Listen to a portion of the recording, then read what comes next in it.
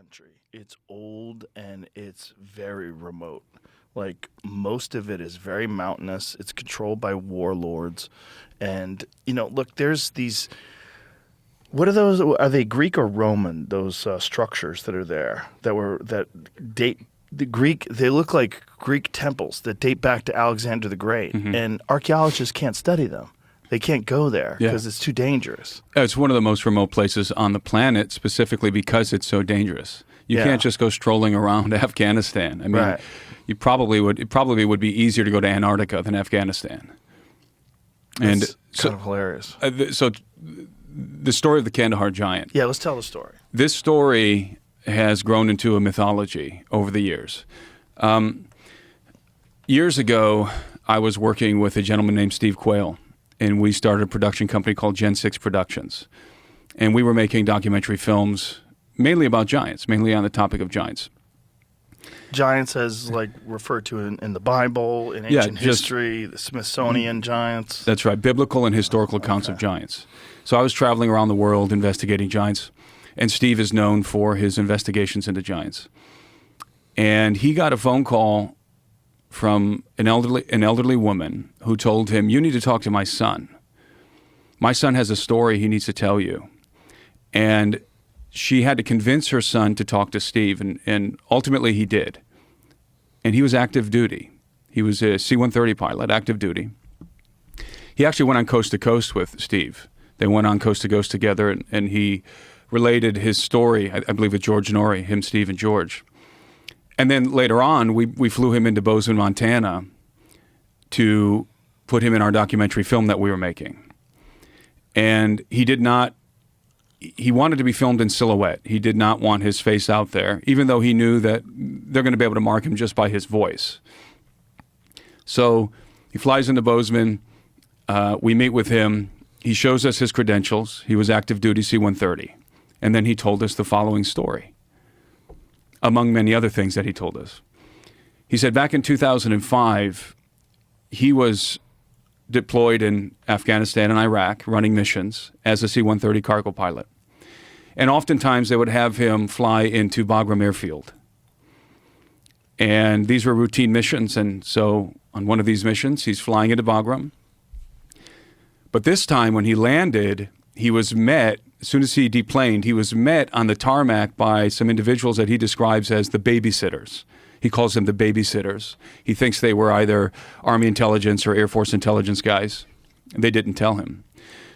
But this was different because when he disembarked, they told him, no photos, no mention of this ever. This never happened. So he knew that whatever was about to happen was top secret.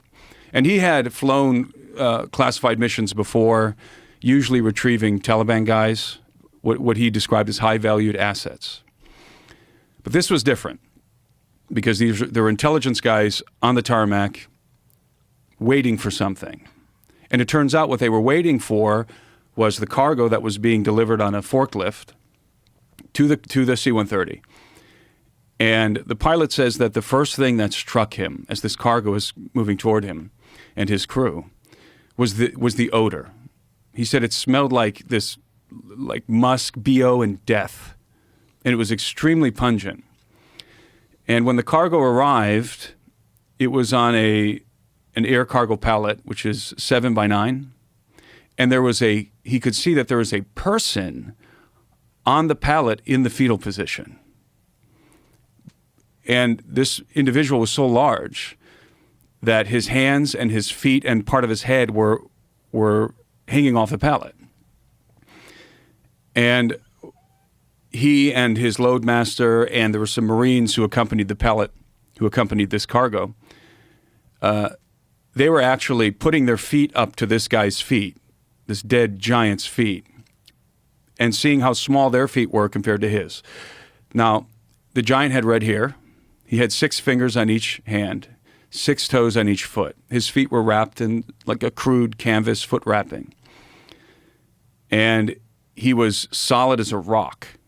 Again, most of his body was covered by a tarp, but the pilot and the guys around him were hitting him with their fists. And he came up to about their midsection, laying in the fetal position. And the pilot told me he was solid as a rock, this guy. And he asked the Marines, what happened? Where did this guy come from? And they told him that they had heard that there was a team that was out in Afghanistan that was looking for Taliban or something. And they came upon a cave because there was a nearby village, and the villagers were bringing food and other artifacts to the mouth of this cave. And so they thought that they're aiding and abetting the Taliban. So they went into the cave, and rather than encountering the Taliban, what they found was this enormous humanoid who killed them all. And then, according to these soldiers, they deployed another team to go look for that team. And when they found the cave, they found the traces of that other team. They were ready. They were prepared. And they were able to kill the giant. In fact, the soldiers told the pilot that the giant was eating on members of the team who had killed previously. But these new guys, they took him down, and then they had a transport helicopter come in and airlift him to Bagram. Did you ever try to find records of who was there and casualties that were reported, deaths that were reported? It's very difficult. The Pentagon actually released a statement some years ago, which is bizarre to me. You know, basically saying, in paraphrasing, the Kandahar giant incident never happened. There was never a giant that was killed in Afghanistan. The Pentagon? So yeah, it was a representative. It was like a spokesman from the Pentagon or something, or a release from the Pentagon. Is this available online? Yeah. They actually felt the need to debunk this. That's hilarious. Now, that gets me sketchy. Well, I believed the pilot because he was a very credible guy. He didn't want his name out there. He didn't want fame or notoriety. He was very nervous. He thought there's a good chance that they're going to recognize me by my voice. He was on Coast to Coast AM, and then he's on in our documentary. There's a good chance I'm going to get recognized, and there's going to be some reprisal. He was nervous. Now, they weighed the giant before they loaded him on the C-130, because they have to load everything that goes onto the C-130. The loadmaster weighed him. He weighed 1,100 pounds. And they estimated his height at 10 to 12 feet tall. And so they loaded him onto the C-130, and then they flew him to Qatar.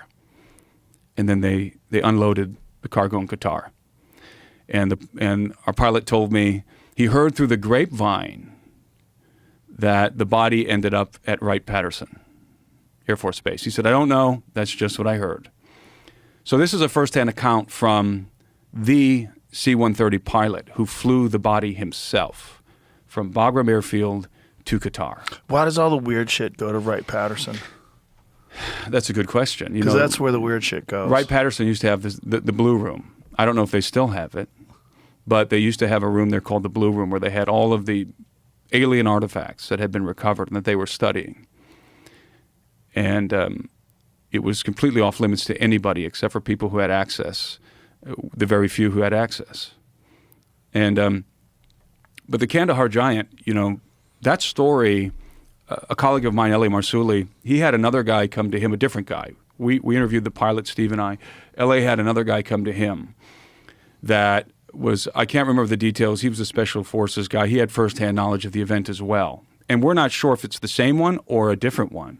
If there was just one incident with the giants, or if there were multiple incidents. Now, years later, this would be just a couple of years ago because we published that film, I think, back in 2016. But just a couple of years ago, and I do have to be very careful here, I ran into a gentleman who was very high up, let's say, in the operations happening out there during the Iraq War and in Afghanistan. And this individual he'd flown a lot of missions. And he was a commander. And I asked him, we were having a casual conversation, and he starts to walk away, and I said, hey, you were in flying missions in Afghanistan. I said, have you ever heard about the Kandahar giant? And his wife was standing next to me, and he's sort of walking away. He turns around. The blood rushes out of his face, and he literally goes like this to me, points to his phone. And his wife whispers, he can't talk about that. So later on, I was able to, we agreed to meet it later on, and and in a very controlled environment. And he related a story to me that's the most wild story I've ever heard in my life. And I'm sorry I can't relay it. I love this guy. I want to protect him, but it's not the giant of Kandahar. It's the giants of Kandahar. There's more than one. The military has known about it. And aside from him, I talked to other soldiers who've also had knowledge of the specific incident that I cited earlier, but then also in general the giants in Afghanistan. And I have a friend of mine who I met some years ago. Actually, I was with Lou Elizondo at Lou's Bar in Wyoming, and there was a friend of Lou's who's now a friend of mine there, and we were talking about the Kandahar giant. I was just telling him the story I told you, and he just couldn't believe it. He thought, this is nuts. This is crazy. And I said, okay, do something for me. Next time you're talking to somebody in government or in the military who you think maybe might know something about this, bring it up. See what happens. So he called me one day and he said, Tim, you're not going to believe it. He said, I was talking to, I have to be very careful here too. He said, I was talking to a certain individual who works for a senator. He's a staffer. I believe he's a chief of staff for the senator, or at the very least an advisor. And he's got a military background, special forces. And he said, I was sitting there, we're really good friends. He said, we're having a casual conversation, as we always do. And just in the midst of this conversation, I said, hey, what do you know about the Kandahar giant? And he said his face completely contorted. And they were no longer just being happy and laughing. He became very stern. And he said, what have you gotten yourself into? What are you looking into? He said, you need to be really careful. And he wouldn't tell him anything else. That's the kind of reaction that I get and others get whenever we try and get information on this story. It's a very fun story. I don't know why it's so fun, but it's very fun. But the question is, what would be the reason why they would want to keep something like this a secret? I don't totally understand it. I don't either. I mean, if there really were a race of giants that survive, let's assume that what we're talking about is what's referenced in the Bible, right? Let's assume, or at least the Book of Enoch, or the Nephilim, right? If we're talking about giants, like the thing about giants is like Native Americans have stories about red-headed giants. They talk about the same thing, about them having 6 fingers and 6 toes. They have these same myths. Like, how is it that people from the Middle East and people from North America have this same ancient story? And what is it in reference to? Like, why does that? It's ubiquitous. The legends of giants are universal all over the earth. Why hide that? That's what I don't understand. Like, the stories about the Smithsonian are always fascinating. Yeah. Because the stories are, there have been archaeological digs, and they have discovered like enormous femurs that they thought were like woolly mammoths or something, and then they realized like, well, this is a giant human, and they find hair, and the hair is red, and that they take these bones and they tuck them away somewhere. I mean, this is always the myth. They tuck them away in the basement of the Smithsonian or somewhere else, and for whatever reason, the general public is not allowed to know about this. And I don't totally understand. What is it about giants that they would try to keep from us? Like, if they find a new species of dinosaur that's extinct, they'll let you know. Right. Fascinating. Right. Amazing. They find Homo floresiensis, or however you say it, the little hobbit people. Yeah. They'll let you know. Look, we found little hobbit people. Pretty cool. Giants, for whatever reason. You know, it's a conundrum. And if it's real. It's. You think it's real? Giants in general? Yeah. Oh, yeah. 100%. What makes you think it's real? Okay, so let me tell you why I think that this thing's being covered up, and then I'll tell you why I think it's real, and we'll go to Sardinia for that.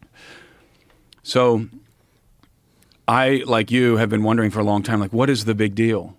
And initially, people in my field, especially people who are coming from a biblical perspective, the common answer is, well, the existence of giants would affirm the biblical narrative, right? And so the secular atheist types don't want the biblical narrative affirmed. That can't be right, because the existence of giants doesn't just affirm the biblical narrative. It affirms the myths and legends of every ancient culture across the globe, Right. including the Bible. So it's not something that's specific, exclusive to the text of Scripture. So it would just affirm all these legends in general. So the only thing that makes sense to me at this point, and the other line of thinking, by the way, would be that it would somehow conflict with the theory of evolution by natural selection, which I don't really buy into that either, because they would just say that this branch of humanoids, they descended from Gigantopithecus or something like that. I don't think it would be that difficult of a problem for the theory of evolution by natural selection either. I'm not myself an evolutionist, but I don't see them having that difficult of a problem here. So the only thing left on the table for me is that there's something very sinister going on in regard to the remains of giants. And if you study the mythology of giants all over the world, especially in the ancient Near East, you will discover that there was, in fact, a cult of giants, that there were cultures that venerated giants, and that there was a very particular belief about giants. And this goes back into the book of Enoch. And the idea is that this race of beings who are not entirely human, they're hybrids, that when they die, you can still make contact with their spirits, with their souls. They can be summoned. In fact, these are the demons in the New Testament of the Bible, these are the demons that possess people. This is the origin of demons, by the way, in Hebrew cosmology. So there's this pervasive idea, again, especially in the ancient Near East, that dead giants can be communicated with and can possess living human beings, their spirits. And so you have a cult of giants in the ancient Near East, especially among the Canaanites. And the Canaanites, they had actually there's various customs and rites related to giants, but one of the specific ones that we know about is called Kispum, the rite of Kispum. And there's a fantastic book written by my friends Derek and Sharon Gilbert called Veneration, where they detail the rite of Kispum and this idea of making contact with the spirits of dead giants and the veneration of giants. And the rite of Kispum was practiced, broadly speaking, in the ancient Near East, but specifically among the Amorites and other Canaanite clans as well. And what they would do is they would hold a feast, and then they would invite the dead to come and join them at the feast. So this was a necromantic rite. And they would evoke the dead, and they believed that the dead would come and eat with them. Now, the kings, and specifically the Amorite kings, they would invoke the spirits of the mighty ones, the great ones, the giants of old, the Rephaim. The biblical account names various different clans of giants that inhabited the Levant during and after the conquest by Joshua and the Hebrews. And you had the Anakim, who descended from the Nephilim. You had the Rephaim, the Zamzumim, the Amim. These are various clans of giants that are specifically named in the Bible. Of course, we get Goliath of Gath. Gath is a Philistine city. After Joshua entered the Promised Land, they drove out and eradicated a lot of these giant clans. But some of them remained. Some of the individuals remained, and they went to the Philistine cities of Gaza, Gath, and Ashdod. And so you have Goliath of Gath, who David encounters later in the biblical text. So it's these heroes of old, these descendants of the Nephilim, that the Amorites and the ancient Near Easterners are attempting to make contact with, because they have knowledge, and these are possessing spirits. And so the rite of Kispum, the kings would summon the Rephaim by name. And you can find this in the Ugaritic texts. Ugarit was an Amorite city-state located on the shore of the Mediterranean in what is today northern Syria. And they have uncovered documents where the Amorite kings are summoning, specifically by name, summoning dead giants, the Rephaim.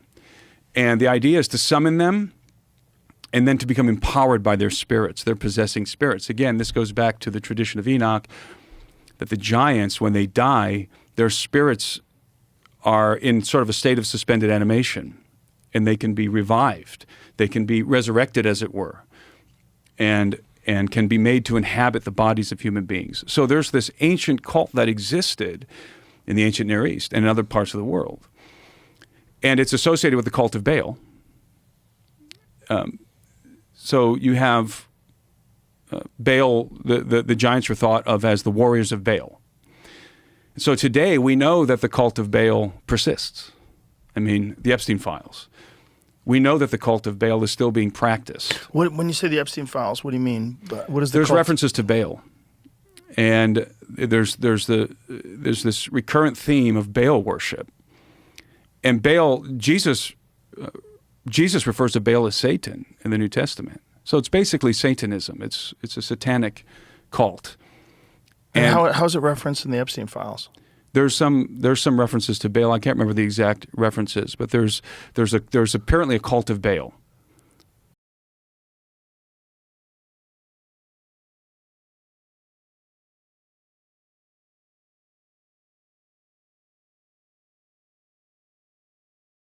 And the elites are obsessed with some of the elites. I don't know who or how many of them, but it's becoming increasingly apparent that there's that there's an infatuation with these ancient Near Eastern cults, specifically the Canaanitish cults. And so the reason why I'm going through all of this is because I think it's still alive and well today in society, and I believe that they're using the bones, the remains of giants in these practices. I think it's extremely dark. I think this is part of the reason why there may be a cover-up around it. Nothing else makes sense to me. Nothing else makes sense.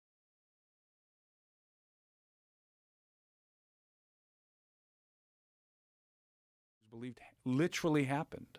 Like this was in their minds, this was a historical event. You go back in time, you go into the antediluvian world, the world before the flood. What do they envision? They envision the Watchers, these gods living among men, copulating with human women, giants who were cannibalistic, and then God decides to intervene because the giants it's a very bad scene on planet Earth, and people begin to cry out, petition heaven. God decides to intervene, according to Enoch, and he dispatches some angels, and one of the things that they do is they set the giants against each other in a fratricidal war. So they make the giants go to war with each other. Now, when I envision this scenario, playing with the idea here that this actually happened, right, in the antediluvian world, I don't imagine big dumb giants, bopping each other over the heads with clubs. I imagine a technological war. Because what I see unfolding here, and I think, again, this is implicit in the Enochian story, is that the Watchers are essentially creating a dynasty. They are building an empire called the Empire of the Gods in the antediluvian world. They are each portioning the earth among themselves, and their hybrids are ruling each of these kingdoms. And then they go to war with each other. And again, I see this as a technological war because I don't believe that in the biblical account, angels never have wings, only in prophetic iconography. But in the historical narrative of the Bible, angels are never depicted with wings. They are depicted as operating what I would describe as advanced aerospace vehicles, the chariots of God, the chariots of Yahweh, the chariots of fire, variously denominated. And I think that these are vehicles of conveyance. And so the Watchers, when they descended to the earth, I think they descended to the earth in some kind of a vehicle, like that, right? So they would have the knowledge, and there would be some technology, and so when their offspring, the giants, went to war with each other in this fratricidal war, it would have been a technological war. Now, the reason why I say that is because you have the story of the Watchers as chronicled in the book of Enoch, but then overlay the story of Atlantis. You have the same story. So, of course, the story of Atlantis comes to us from Plato's Timaeus and Critias dialogue. And he has Solon of Athens traveling to Egypt and interfacing with the priests of Sais. And they tell him, you know, you don't have any history that's hoary with age and so forth. And then they begin to relate to him the story of Atlantis, because they told him that his ancestors were remarkable people. They were the Athenians, and only they could resist the warlike Atlanteans, right? And then we get the story of Atlantis. How does the story of Atlantis begin in Plato's dialogue? Well, it begins with the gods apportioning the earth amongst themselves. That's how it begins. So here are the gods divvying up the earth. They're going to create what I, again, describe as an empire of the gods. They're divvying up the earth, and each one is going to take a portion of the earth for himself. Poseidon, Plato tells us, gets the area of Atlantis. And what does Poseidon do? Well, he becomes enamored of a human woman named Cleito. He takes her to wife. He copulates with her. She gives birth to 10 hybrid sons who become the kings of Atlantis. And I think there's reason to believe that they were giants in the myths. Atlas, for example, was chief among them. So you have these 10 hybrid sons ruling over Atlantis.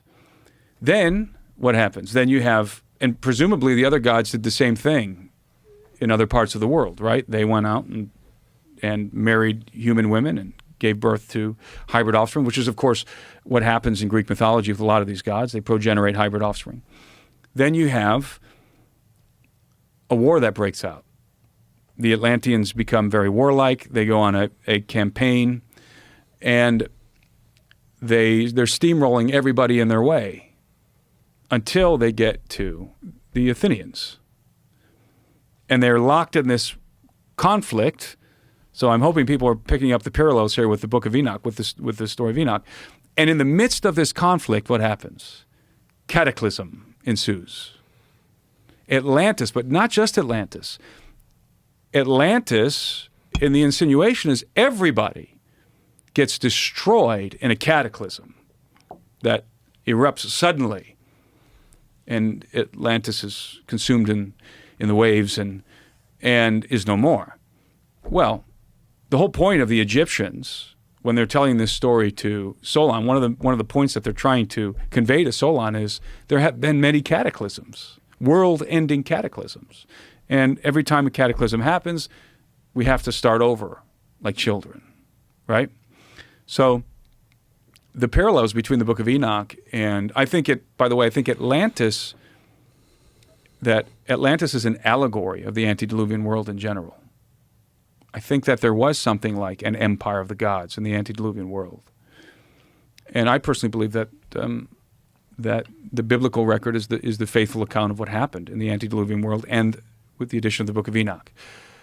Because you cannot separate the Enochian narrative, the Enochic traditions, from the Bible. Well, Enoch is referenced in the Bible, and the only reason why the book of Enoch is not in the canon of the Bible is because of some rabbis, right? Well, it's complicated. So the book of Enoch is a compilation of texts, and ranging from the 4th century BC to probably the 1st century AD. The tradition of Enoch, I think, is very old. I think the tradition of Enoch, that story I just outlined, that tradition of Enoch is the oldest story we have. The one upon which all the other stories are based. That's my personal opinion. Now, the actual book of Enoch that we have today, the only reason we have it is because it was preserved in Ethiopia. That's the only reason we have the book of Enoch today. The Ethiopian Bible.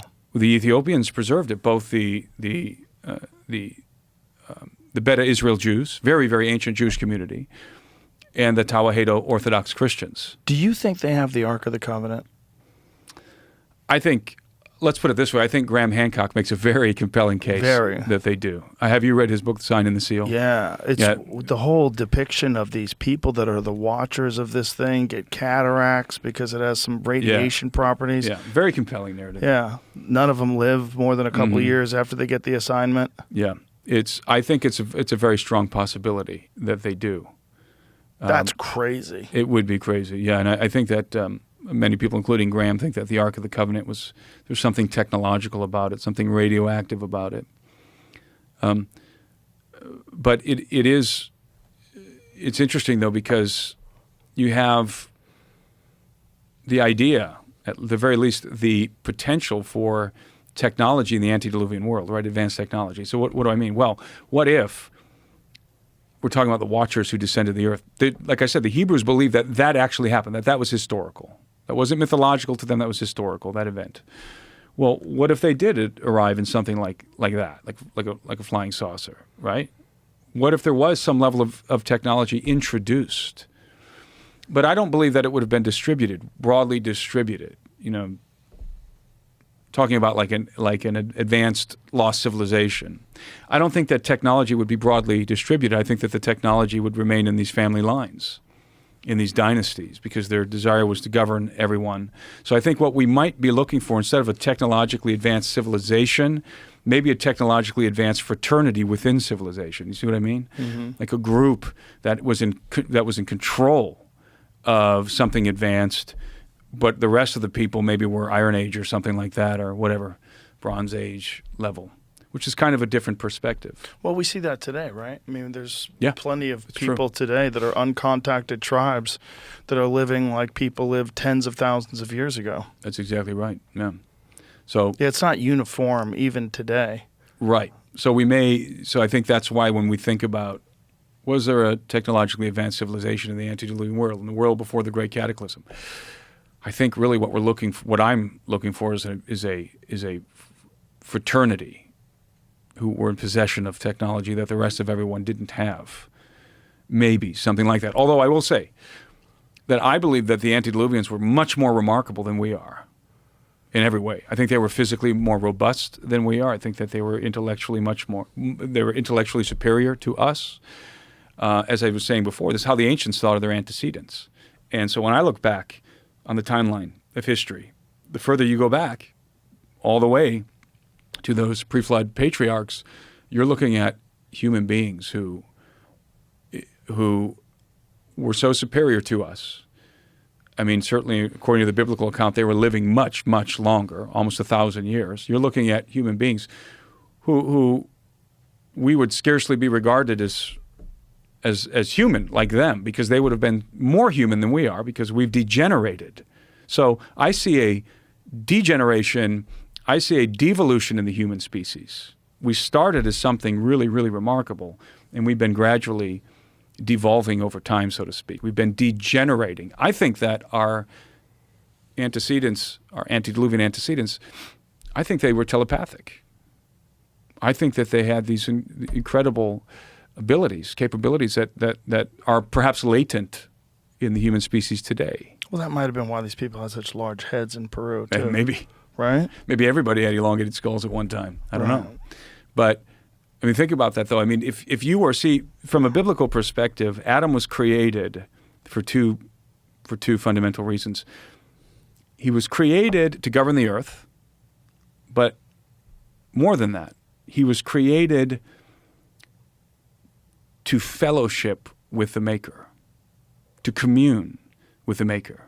He was created for fellowship. So think about that. If you were created to fellowship with the Maker, with God, you would have some extraordinary capabilities built into your anatomy, into your biology. You would be given the ability to interface with the Maker, and not just with the Maker, but with whatever else is out there as well. So from the very beginning, I think that mankind was imbued, it was intrinsic in our design that we had all of these incredible capabilities. Maybe remote viewing, maybe certainly I would say telepathy, because telepathy is conversation at the speed of thought. Right? I mean, we fumble around with words. It takes us kind of a long time to try and say what we mean. But what if what you wanted to convey to me was done so instantaneously? How much more could you convey? How much more information? How much more efficient would that mode of conversation be? It certainly seems like if we keep evolving, that's the future. Or if we keep developing better and better versions of technology, one of the things that the gaps that we would bridge is, Elon said that. He said we're going to be able to talk without words. Well, the problem is that our technology is getting better, but our species is getting dumber. Right. And our biology is getting weaker. It's getting and we're poisoning weaker. ourselves. But it's not just because of poison. Yes, we poison our environment, we poison our bodies, certainly.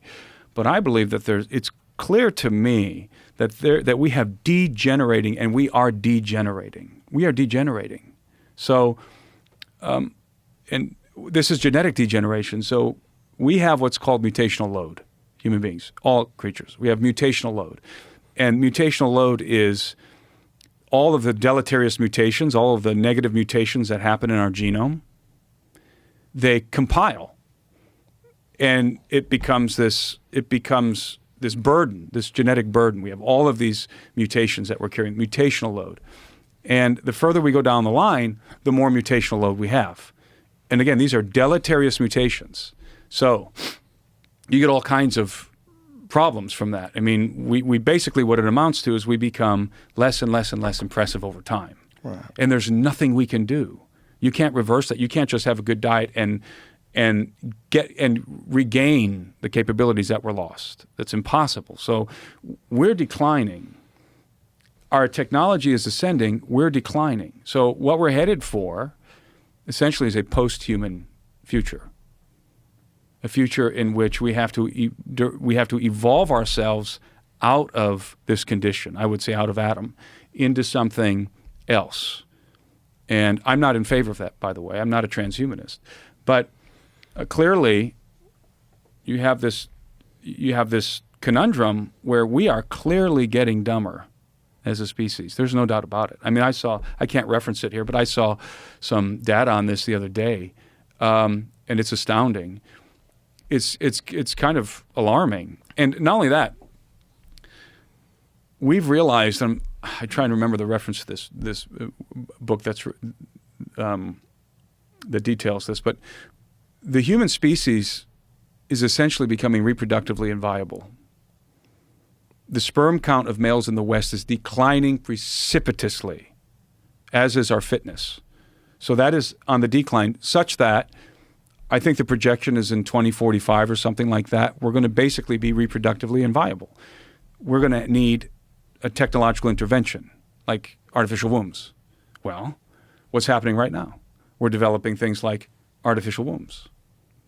So it's very interesting that these two things are running in parallel. We're degenerating, but our technology is increasingly getting better. So the result of this is going to be what I describe as post-human apocalypse. I mean, we're headed for a future that's not human. That's what the Yuval Noah Harari is out there prognosticating that I think he says in 120 to 130 years from now, there will be no more human beings left on planet Earth. So why am I saying this? Because I'm illustrating that you go back in time. You go all the way back to the beginning. If you come from a biblical paradigm like I do, you're the first man, Adam, the prototypical man. He has all of the incredible capabilities that are innate, built into his system. He's communing with his maker. He's governing the earth. He can do all of these amazing things. And then as we become copies of Adam all the way down, we're gradually losing these abilities. But I think that some of them are still, latent in the human species. And I think that explains remote viewing and telepathy and things like that. I don't know how I got on that. Listen, it makes a lot of path. sense, and it's a fascinating conversation. And I enjoyed this very much. I did It was as a lot well. of fun. Thank you very much for being here. Thanks for having me. Tell Joe. everybody if they want to get a hold of your stuff, they want to find you, where they could find you on social media, where they could find your website. Timothy Alberino on social media, on Instagram.